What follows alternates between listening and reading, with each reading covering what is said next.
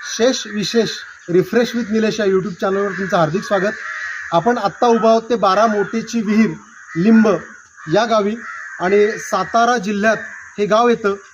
छत्रपती शाहू महाराजांच्या थोरल्या पत्नी ज्या आहेत विरुबाई साहेब यांनी ही विहीर बांधली आहे, हिचं निर्माण केलं आहे.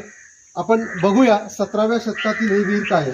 तर या विहिरीत तुम्ही ऐकलं असेल की आपण घरात विहीर असते, परंतु इथे विहिरीत राजवाडा आहे.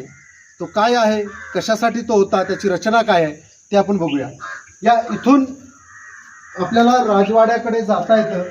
त्या पायऱ्या आहेत, खालच्या बाजूला देखील पायऱ्या दिल्या आहेत, परंतु पाणी असल्यामुळे आपल्याला तिकडून येता आलं नाही. हा तो खलबतखाना आहे. या खलबतखान्यात बसून अनेक गुप्त चर्चा केल्या जात असत आणि इथे मागे ती 12 मोटेची विहीर आपल्याला बघायला मिळते. या खलबतखान्यात गुप्त चर्चा सरदारांच्या, राजाच्या आणि विरुबाई साहेबांच्या होत असत. हेमाडपंथी रचनेचे वैशिष्ट्य आपल्याला यात सगळे दिसतात. त्याच्या खांबांच्या ज्या जोडण्या केलेल्या आहेत हे इंटरलॉकिंग सिस्टीमनी हे जोडलेलं आहे. आणि हा घडवलेला दगड काळ्या पाषाणात, खरं तर शिल्पकलेत हा अतिशय कठीण असा दगड मानला जातो. जे राजस्थान, मध्य प्रदेश मधला जो लाल मावळा पत्थर असेल त्यापेक्षा हे या काळ्या पाषाणावर महाराष्ट्रातली जी शिल्पकला ती अतिशय कठीण आहे. आणि हा तो एक खलबतखाना की जो विहिरीच्या पोटात आहे, आतमध्ये आहे. याला देखील दोन्ही बाजूला रस्ते आहेत. इकडून खाली उतरण्यासाठी एक जिना दिला आहे की जो विहिरीच्या आतमध्ये उतरतो आणि इकडून वरच्या बाजूला आपल्याला इथं येता येतं. तर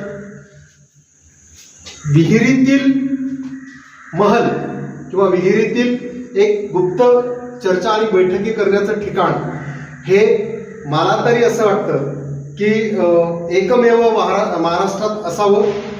राणी की बाव आपल्या सर्वांना माहिती असते, परंतु लिंब या गावातील ही 12 मोटेची विहीर देखील पर्यटकांनी बघावी. फारसा पर्यटक इकडे येत नाही. तो महाबळेश्वरला येतो किंवा कास पठारला जातो, परंतु या लिंब गावात असलेली ही 12 मोटेची विहीर देखील आपण बघावी असं या व्हिडिओच्या माध्यमातून मी आपल्यास आवाहन करेन. आणि माझ्या शेष विशेष रिफ्रेश विथ निलेश या यूट्यूब चॅनलला देखील आपण भेट द्या आणि अशाच आपल्या ऐतिहासिक वस्तू, वास्तू आणि त्यामागचा समृद्ध इतिहास जाणून घ्या. जय शिवाजी, जय जिजाऊ, जय शंभूराजे, जय भवानी.